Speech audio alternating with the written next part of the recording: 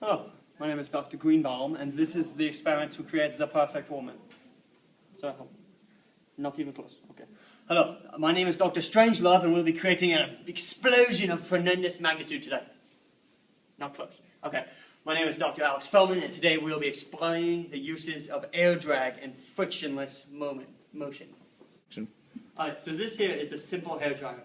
This has enough power to send this rocket, which at this point is right here in the tube, spiraling through the tube at an impressive speed. Now, what does this is the pressure pushing on the back of the sail, if you'd like to call it that, from the back. Now, I'm just going to put it on a medium setting with the hair dryer. Ready? Not so impressive? Let's turn it up. Okay, I'm back here, guys, and I'm going to explain how this actually works. Now, this is the rocket tube itself. It's the actual projectile that's fired through.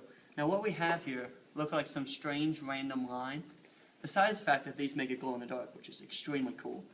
On the back, you have two parts here. One looks like a little catch, and the other looks something like that. Those work as sort of a sail that kind of help to propel this through. Dr. Chris here will take the ultra blower vac, and it will fire a stream of air into this small hole here. What this will do, actually, will create a cyclone effect on this, and it will send air firing through the tube, propelling the space tube, which is currently here, through the tube at an impressive speed. Chris, put it on the lowest setting, please. Up one level, please. In this experiment, we're discussing air drag, and this is the main component of it. As you can see, on the front, it's much narrower, giving it a lower drag efficient. So when it gets going, it's harder for it to stop, and even when the air stops, it keeps going, just because it has such a low drag efficient. And on the back, you can see the sail in this less narrow part. Catching onto it has a higher drag coefficient, and it sends it flying through the tubes.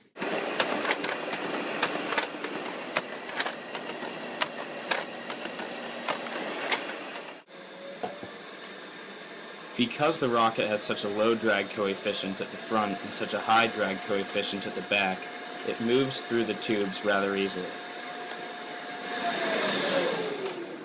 Okay, guys, Feldman back here again. And you may be thinking, Feldman, that's cool and all, but that's not useful.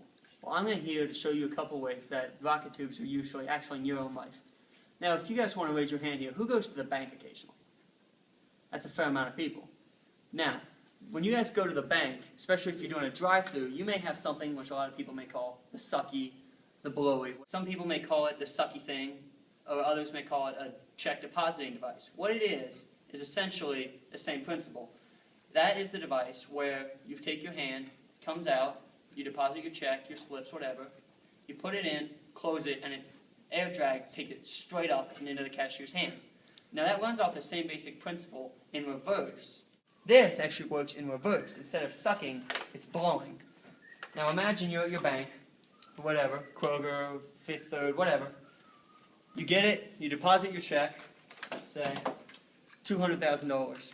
Put it in there, deposit it, load it, and then your check fires through.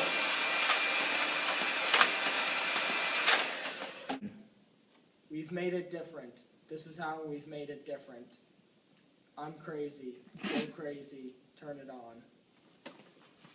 That's your bitch, doctor.